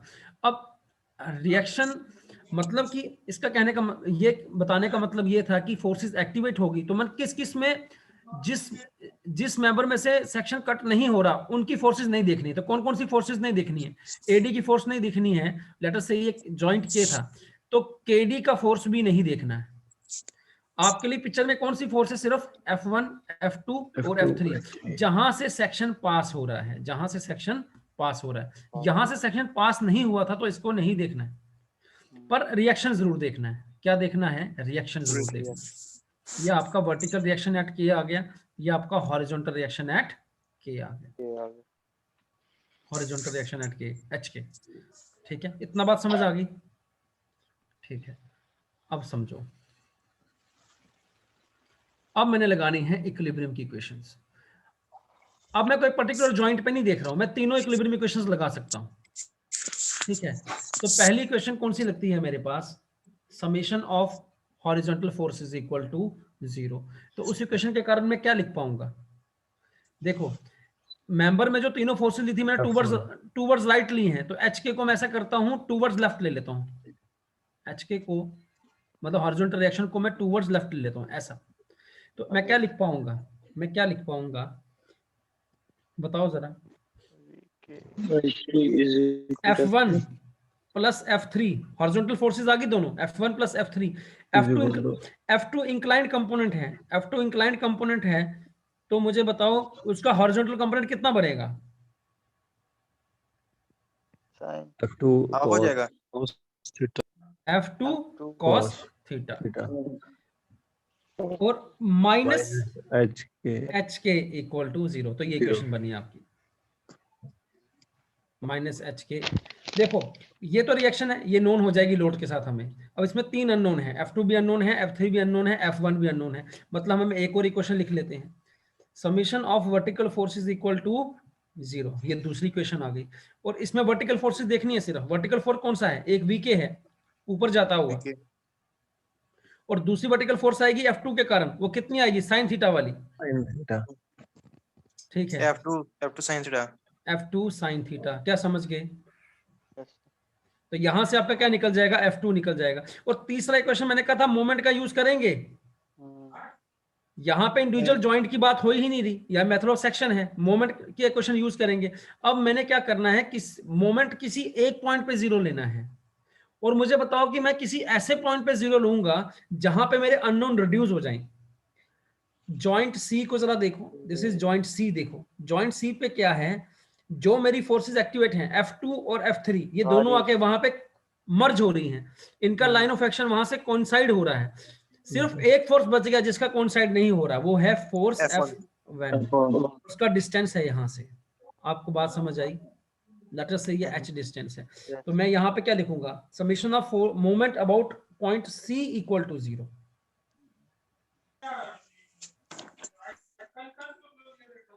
ये अपना माइक बंद करो ना यार, इतनी आवाजें आ रही है पीछे से। ठीक है, तो मैं क्या तीसरी क्वेश्चन लिखूंगा? Moment at point C equal to 0। तो मोमेंट मैं कहां पे लूंगा? मोमेंट हमेशा मैं उस पॉइंट पे लूंगा जहां पे एटलीस्ट मेरे दो अननोन खत्म हो जाएं। और दो अननोन कहां पे मिल रहे हैं? आके F2 पे और F3। F2 और F2 जहां F2 और F3 और वो दोनों आके मिल रहे हैं जॉइंट C पर। बात समझ आ गई आपको? तो अब इसमें क्या लिख सकता हूं मैं? इसमें इक्वेशन लिख सकता हूँ, लेटर से ये भी L है और ये भी L है, ऐसा मान लिया हमने। ठीक है, तो ऐसा लिख सकता हूँ VK इंटू ट्वाइस L। क्या HK का कारण C पे फोर्स आएगा? नहीं आएगा, क्योंकि वो लाइन ऑफ एक्शन सेम है। ठीक, फिर क्या आ जाएगा? Plus F1 into H equal to 0। तो देखो इस इक्वेशन से आपका F1 निकल आएगा, इस इक्वेशन से आपका F2 निकल आएगा, और थर्ड इक्वेशन से आपका क्या निकल आएगा? F3 निकल आएगा। तो इस तरह से आप किसी सेक्शन को काटने से, मैथड ऑफ सेक्शन यूज करने से आप उस तीनों फोर्सेस निकाल सकते हो। ठीक है, जहां से वो सेक्शन पास हो रहा है। Is this clear? और इस मेथड का लिमिटेशन ये है कि ये मेथड तभी काम करता है जब मैक्सिमम आप 3 मेंबर से उसको पास करते हो। तो 3 मेंबर इसकी मैक्सिमम लिमिट है। 4 से अगर एक पास कराओगे मैं सेक्शन को तो वो नहीं निकाल के देगा।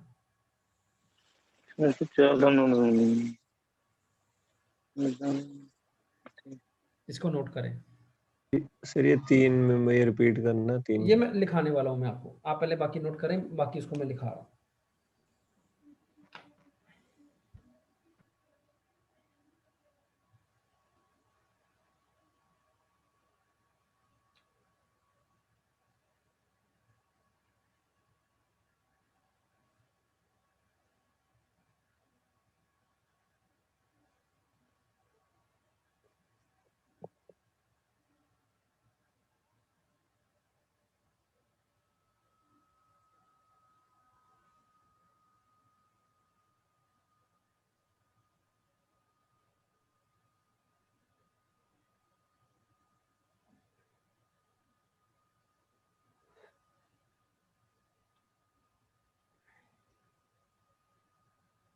हो गया ये? जी सर। ठीक है, अब मैं लिखाने वाली बात करता हूँ। ठीक है, लिखो साथ साथ में।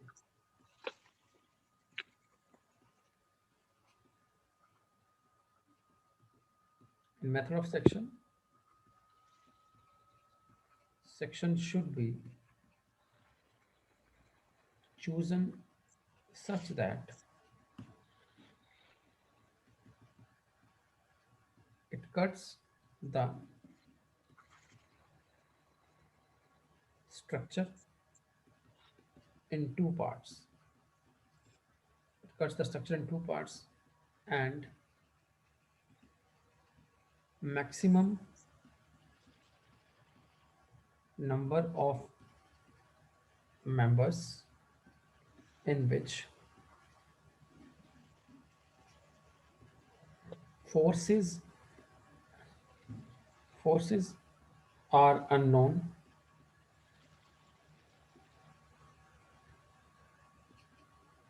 that gets cut is 3. तो मैक्सिमम नंबर ऑफ मेंबर कितना होना चाहिए? 3 मेंबर। 3 से अधिक मेंबर्स में अगर आप सेक्शन काटोगे और मेथड सेक्शन लगाने की कोशिश करोगे तो ये मेथड काम नहीं करेगा। इसी तरह से एक नोट आप लोग जॉइंट्स के लिए भी नोट करेंगे नीचे।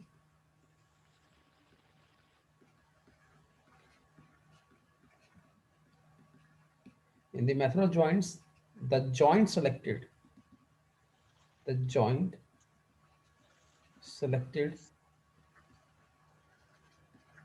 should be such that the maximum number of unknowns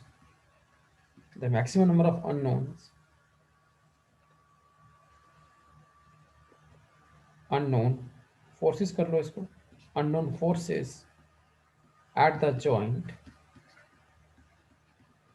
is 2.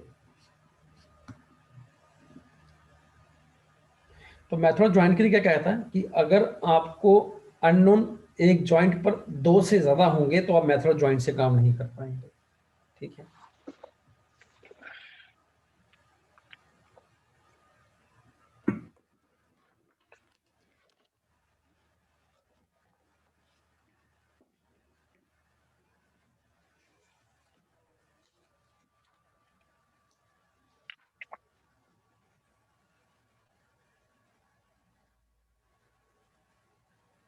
Sir joint का रिपीट करना नोट हुआ।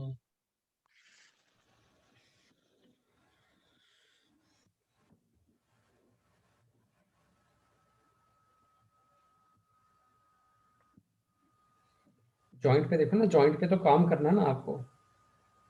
ठीक है, तो अगर जॉइंट पर इस तरह से होगा,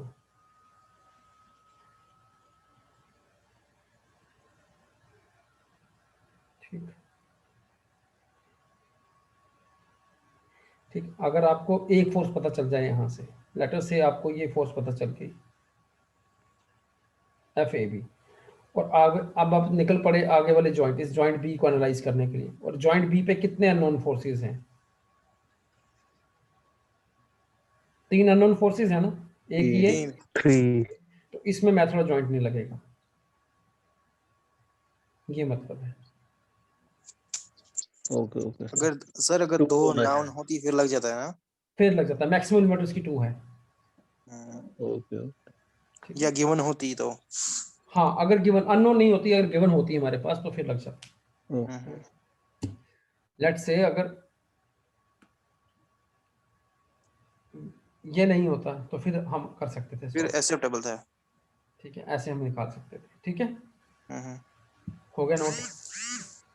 ठीक है, अच्छा आपके मैंने लिखा था मेथड ऑफ एनालिसिस 2 होते हैं। ठीक है,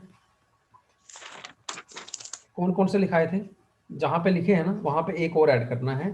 ठीक है, और वो हमने पढ़ना नहीं होता, उसका नाम होता है ग्राफिकल मेथड। तो मेथड ऑफ एनालिसिस में एक ग्राफिकल मेथड भी होता है, but it is not in our course, उसमें उसको हमने नहीं पढ़ना है। ठीक है, बस नाम याद रखना है क्योंकि नाम पर क्वेश्चन बन जाता है कई बार। तो पहला तो आपका मेथड ऑफ जॉइंट्स है, दूसरा आपका मेथड ऑफ सेक्शंस है, और थर्ड आपका है एक ग्राफिकल मेथड। ठीक, सिर्फ नाम याद रखेंगे इसका। ग्राफिकल। और इसके साथ अगर एक लाइन याद रख लें तो उसमें फोर्स पॉलीगन्स बनाते हैं, इस तरह से इस चीज को एक याद रख लेना कि ग्राफिकल मेथड के अंदर फोर्स पॉलीमर्स बनते हैं, उसकी हेल्प से सॉल्व होता है। बट हमने पढ़ना नहीं है इसको, ना ही इसका कहीं मेथड हमें गिवन है, ना ही हमने इसको कोर्स में पढ़ना है अपने।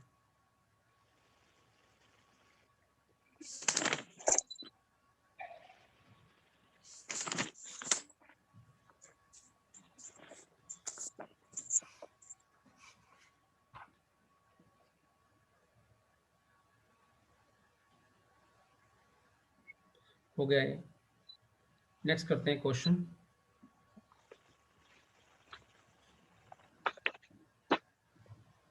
देखना क्वेश्चन है अब,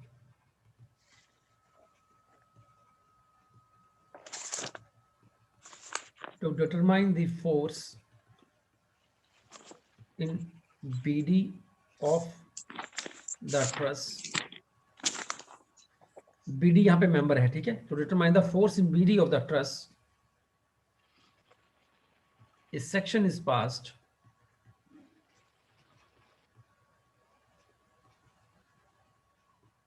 through BD, CD and DE। BD, CD and DE नहीं है, CE है।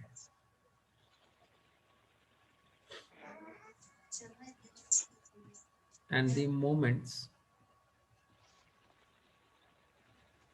are taken about, and moments are taken about।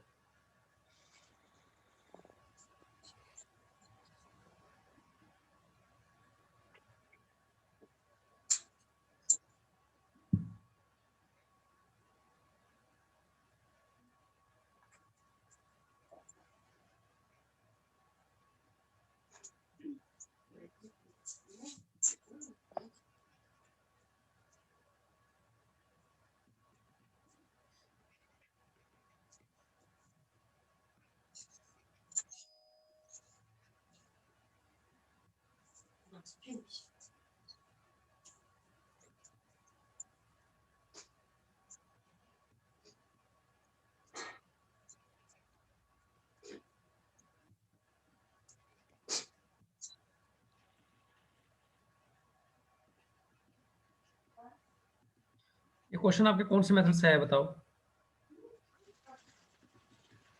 Section, method of section से। तो मेथड ऑफ सेक्शन से ये क्वेश्चन बनता है।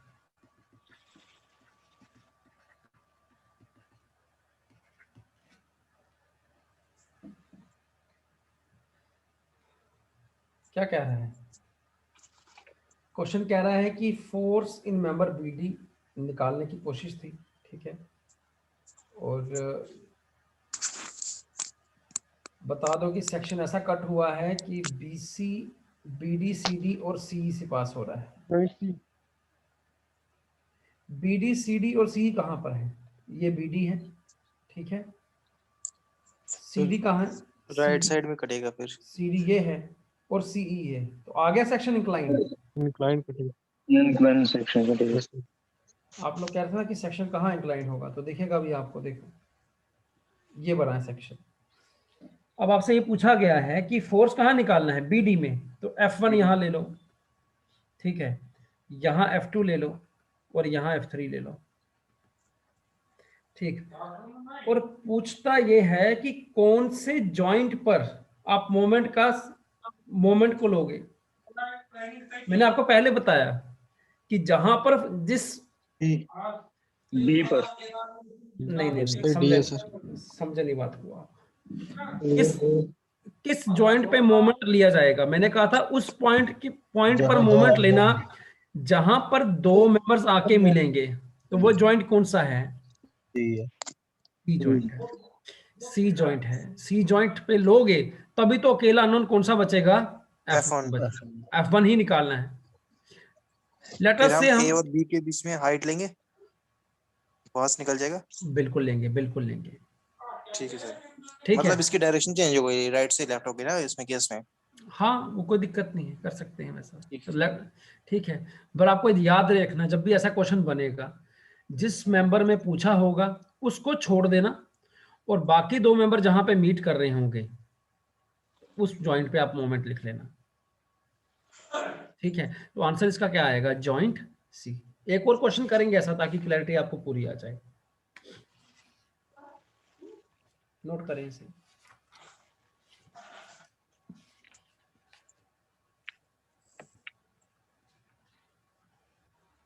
नोटेड।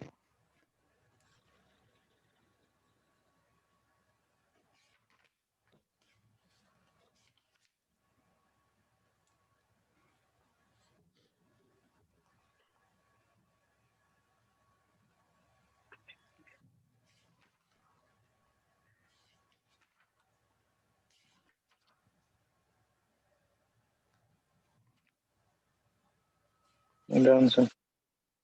डन। मैं क्वेश्चन ढूंढ रहा हूँ यार, एक मिनट रुक जाओ। मिल गया।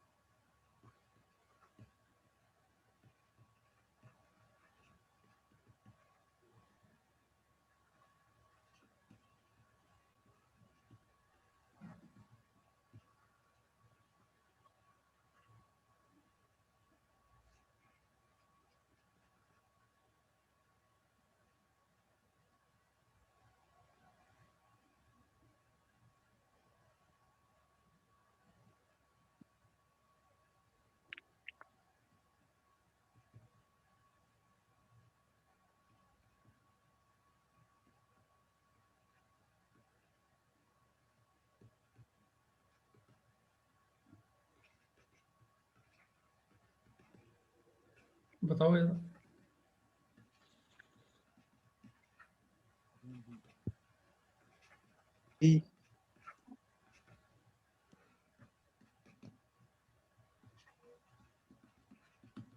देखो फोर्स किस में निकालना है, AB में।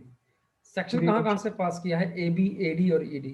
तो सेक्शन कहाँ से पास होगा, AB AD और AD। तो ये सेक्शन पास हो गया, ठीक है। अब फोर्स कहाँ निकालने हैं, AB में, ठीक है। डी। ठीक है, तो बाकी कहाँ पे फोर्स, बाकी दोनों मेंबर कहाँ मिल रहे हैं, जॉइंट डी पर। तो आंसर क्या हो जाएगा, जॉइंट डी। आसान है।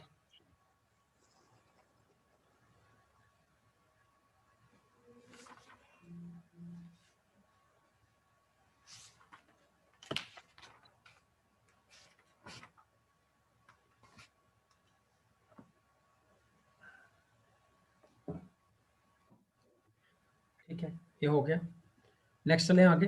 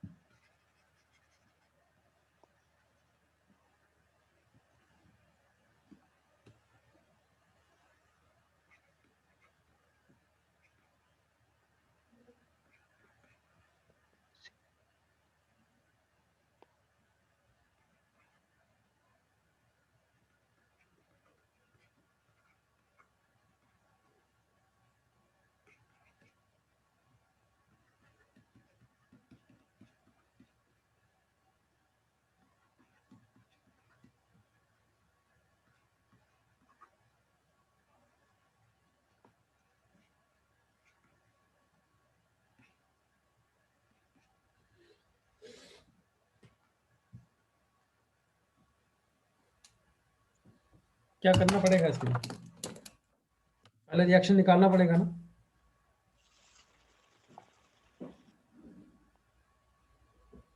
इसके बिना नहीं बनेगा क्वेश्चन। ठीक है, तो रिएक्शन निकालने के लिए पहले तो ये समझना होगा कि हमारा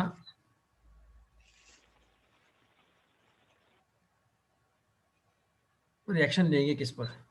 पहला स्टेप क्या होता है रिएक्शन निकालने के लिए, बताओ जरा। मोमेंट सी के यहाँ पे बी दो जगह पे है, देखो, तो इसको ई ले लो। ठीक है, तो मोमेंट ई पर 0 कर लो इस तरह से। ठीक, तो पहले क्या आएगा, आर इंटू कितना डिस्टेंस था, देखो मैं 8 माइनस 10 इंटू कितना, अब 10 देखो यहाँ पर ये सेंटर पे लग रहा है लगभग, तो सेंटर देख लेंगे कितना हो, 3 या 5, 5 या 6, अच्छा सॉरी सर, 5 सर 5 या 6 आया ना।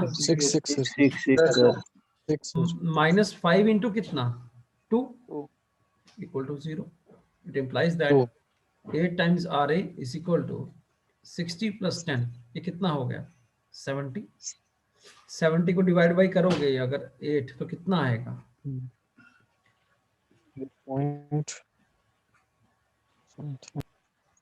कितना आ गया ये 8 point something 0.8 8.75 8 point kilo Newton. अब दूसरा इक्वेशन आता लगाना,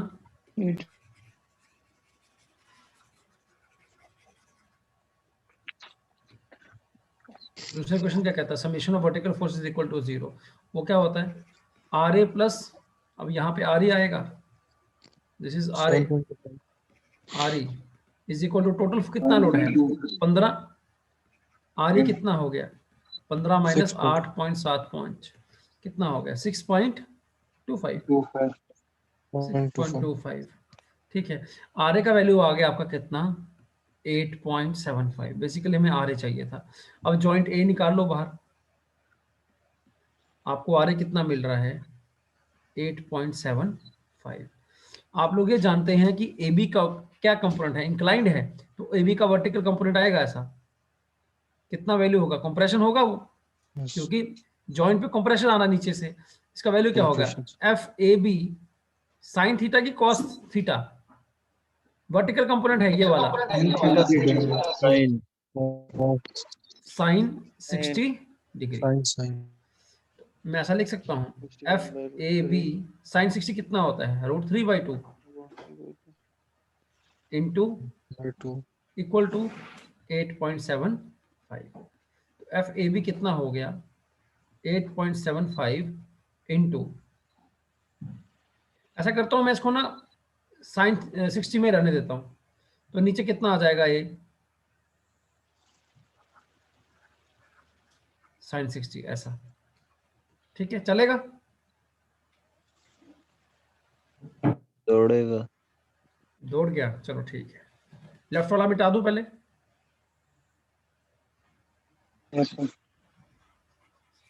रुको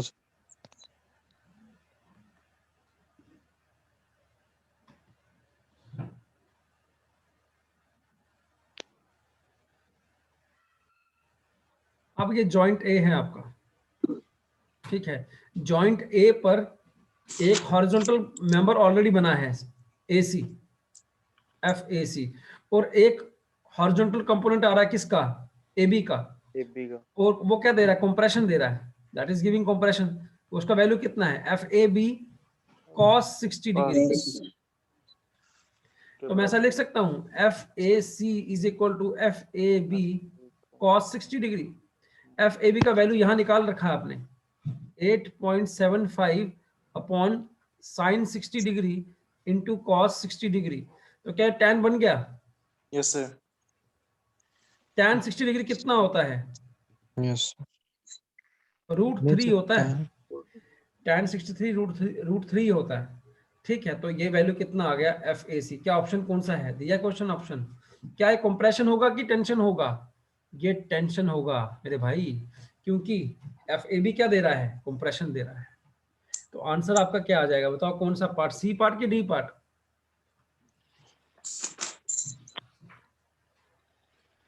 अरे बोलो यार। C part. सर वो लिखे ही नहीं थे option. C part, C part. C part answer हो गया, ठीक है। अब क्वेश्चन क्या लंबा लग रहा है ये? थोड़ा सा, है ना? पर ये क्वेश्चन 2018 जेई में आया है, SSC के अंदर। आपने छोड़ दिया होगा। छोड़ा कहाँ होगा यार, करने वाले करते हैं। लेंथी है ना। हाँ, अगर आपको लगे कि कोई क्वेश्चन लेंथी है तो उसको एंड में करें, वो तरीका क्योंकि होता है ऑब्जेक्टिव का। ये टाइम कंज्यूमिंग हो गया फिर। पर मेरी बात सुनिए, जेई लेवल में बहुत सारे क्वेश्चन ऐसे होते हैं जो 5 सेकंड के अंदर होते हैं, तो ये अगर 10 क्वेश्चन न्यूमेरिकल आ रहे हैं तो इस पे टाइम नहीं खाए, मतलब फिर जायज है, ठीक है, ऐसा कुछ नहीं है। समझे बात को, इसमें कोई हाई लेवल की साइंस नहीं लगी, इसमें सिर्फ मैथमेटिक्स लगा है, ठीक है, और कोई बड़ी मुश्किल चीज नहीं है। बाकी मैंने करा दिया है, ठीक है, इसके अंदर ही क्वेश्चन घूमेगा जिस जहां तक मैंने कराया, ठीक है, इससे ऊपर कहीं नहीं जाएगा। हो सकता है क्वेश्चन वहां पे DS का फॉर्मूला ही पूछ ले इस बार फिर से, ठीक, पर कराना हमारा काम है, आपको तैयार करना है हर मुश्किल के लिए, ठीक है। Let's take a lunch break. कितनी देर में मिलोगे, सॉरी डिनर ब्रेक कितनी देर में मिलोगे? 10:05 पे sir. 45 Okay, we shall meet at 10:05. 10:05